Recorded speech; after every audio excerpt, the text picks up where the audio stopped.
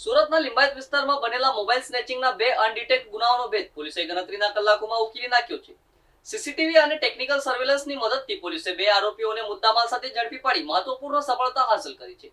સુરત શહેરના લિંબાયત વિસ્તારમાં બનેલા મોબાઈલ સ્નેચિંગના 2 અનડિટેક્ટેડ ગુનાઓનો ભેદ પોલીસે ગણતરીના કલાકોમાં ઉકેલી નાખ્યો છે. શહેરમાં વધતી ચોરી અને સ્નેચિંગની ઘટનાઓ વચ્ચે લિંબાયત પોલીસને આ મામલે મહત્વપૂર્ણ સફળતા મળી છે.